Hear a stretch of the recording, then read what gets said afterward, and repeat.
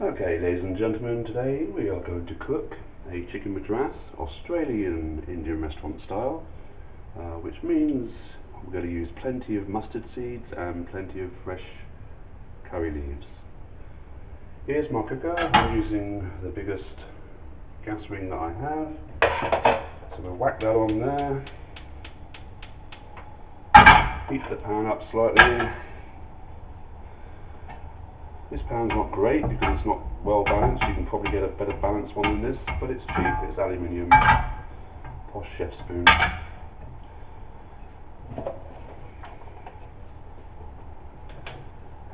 So, a reasonable amount of oil to cover the base of the pan. And when that oil is hot, we shall begin by frying the mustard seeds. Now if you can see those, I generally use the brown mustard seeds, but I ran out of those, so I've got some yellow mustard seeds in there as well. Quite a nice combination, should be fine. Okay, just tip those in there, and then we'll wait for those to start crackling and popping.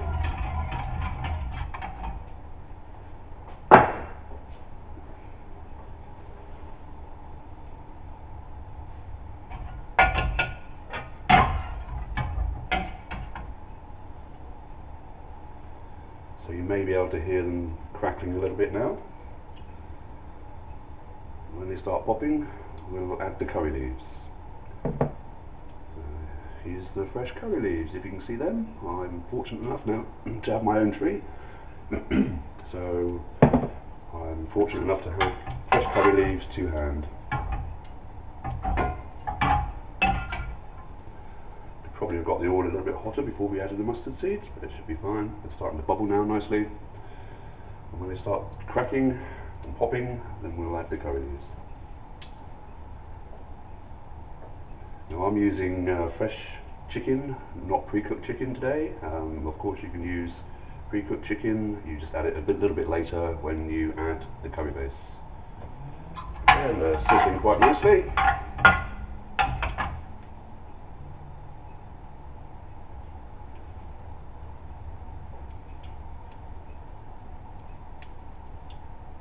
And very soon they shall start popping.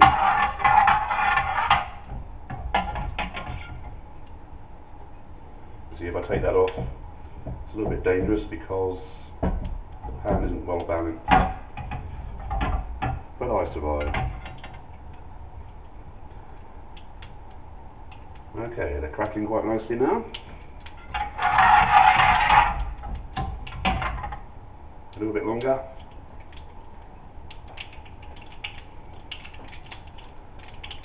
Okay, they're starting to pop now, so we'll add the curry leaves.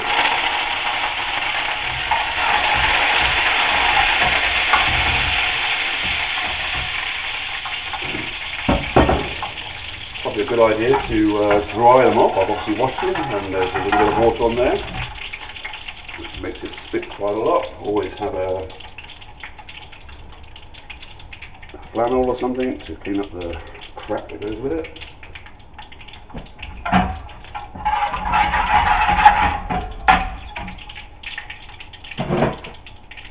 Okay, now what I prefer to do now is to add the garlic and ginger paste. Here we've got about 1 tablespoon. I like it quite garlicky, so about a tablespoon of pureed garlic and probably about half a tablespoon of pureed ginger.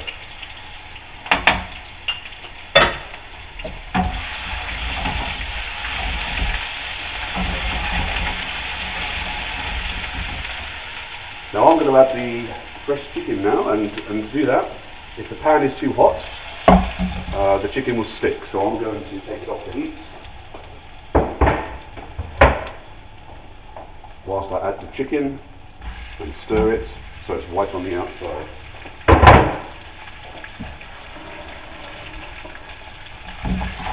If you've got pre-cooked chicken, you wouldn't add it at this stage, you'd add it a little bit later when you add the curry base.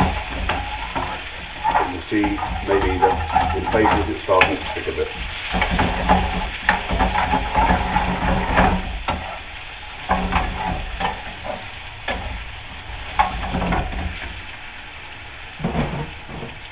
Okay, now I mix all the spices together. This is the spice mix. I've got in there a large teaspoon of spice mix, some crushed fenugreek leaves, a little bit of curry paste, chili powder, about a teaspoon of chili powder, about half a teaspoon of salt. So now I want to tumble the chicken around in those spices to coat them nicely. Back on the heat, on high all the way through at the moment.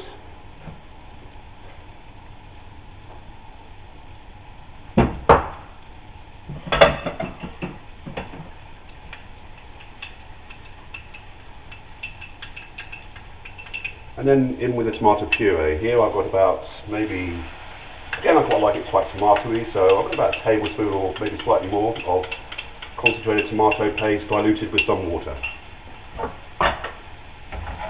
Stir that around.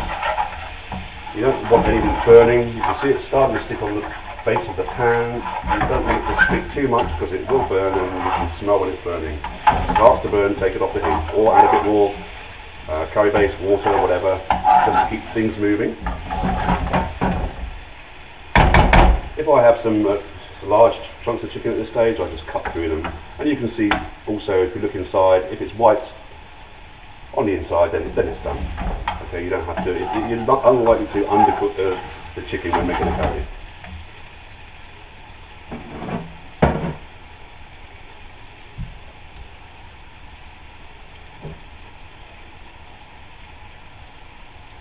You don't want to stir it too much because you do want the oil to separate and you want the spices to singe and cook on the sides and underneath on the bottom of the pan. But you don't want to get too hung up about it. But you can see now that that oil is separating. For whatever reason, that's supposed to indicate that the spices are cooked. I'm also going to put in a few fresh bird's eye chilies, chopped. Not too many there, I didn't have too many left in my bush. Okay, and then in with a bit of curry base. And a bit of curry base, keep things all nice and fluid. The curry base I heated in the microwave for a couple of minutes so it's hot before it goes in the pan, because we don't want the temperature of the pan reducing too much if we add cold ingredients.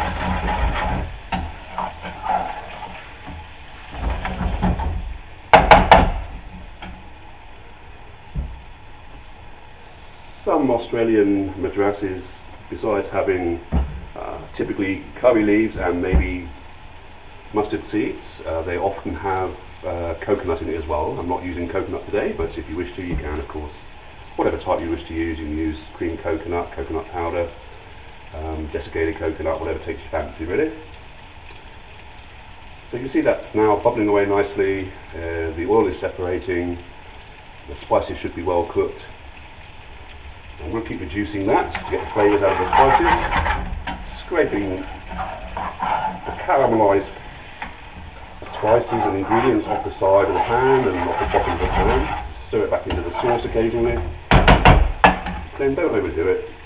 Let it sit there for a little while, but don't overdo it in terms of letting it become congealed, because you will end up with burning the spices and burning the ingredients, and you'll smell it and you'll taste it. It won't be pleasant.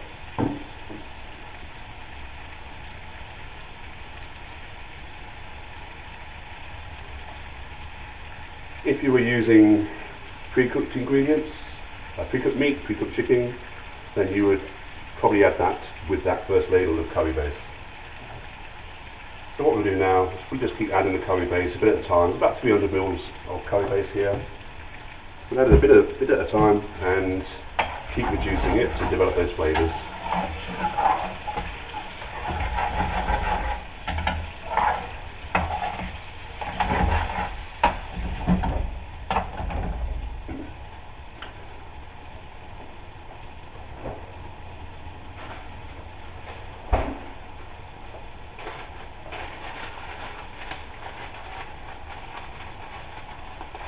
Add a bit of chopped fresh coriander. This happens to be frozen. I quite like the taste of coriander, so that's what we're adding.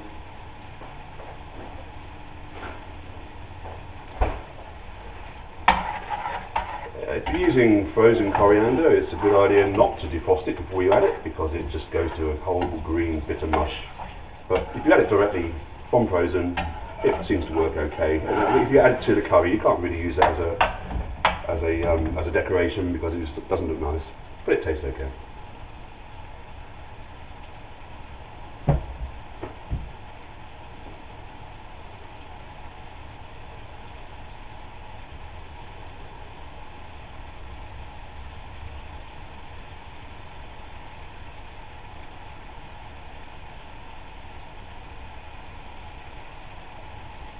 Okay, we'll add the rest of the curry base now.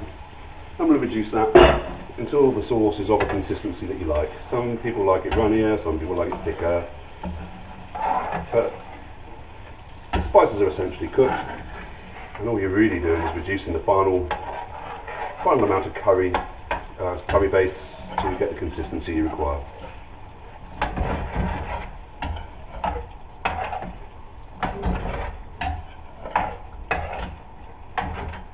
But you can see the pools where the pools of oil where the oil is separating from the mix. What I also like to add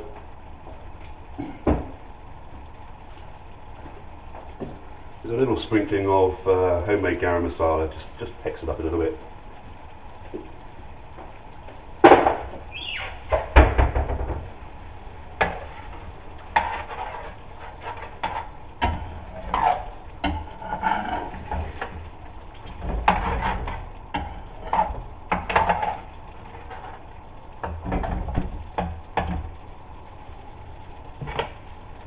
Give it a taste, see what you think. You might want to season it with a bit more salt or even a bit of sugar. Or even without. You don't need to. It just gives it a bit of a tartiness, a little bit of lemon juice.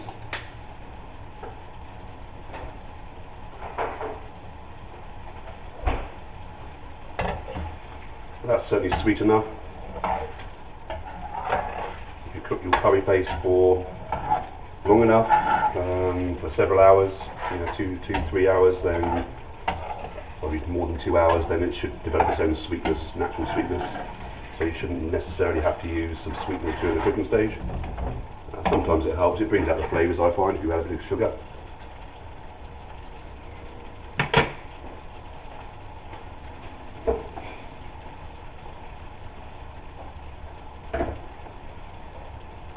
But that to me tastes fine.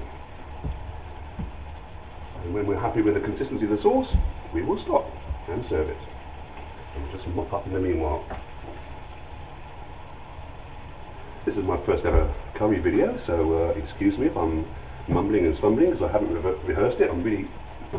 The main purpose is to test out my new camera and see if it's fit for purpose here.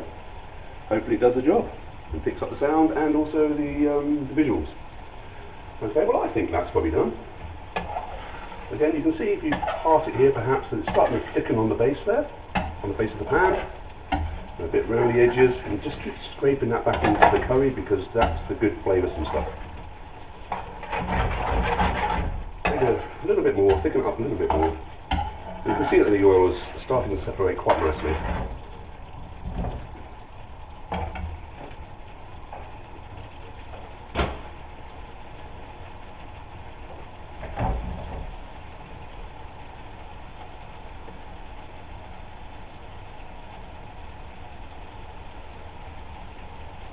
Well, I'll say that was done. So we'll turn off the heat. You notice I left it on full, on a fairly reasonable sized gas burner, for the whole duration, apart from when I removed it to add the chicken, to stop it from sticking to the pan. You can reduce the heat a little bit if you like when you're adding the garlic and ginger to make sure you don't burn that. But generally speaking, you need to get the heat into it to cook those spices and to develop the taste and the consistency of the sauce. Okay, well that's basically done. Let's see what she looks like.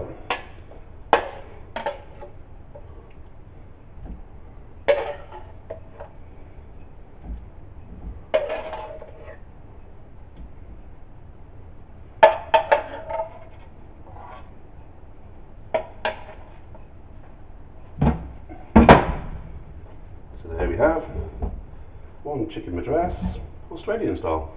Australian Indian restaurant style. See if we can zoom in a little bit on that. Excuse me whilst I adjust it. Let's see if we can zoom in.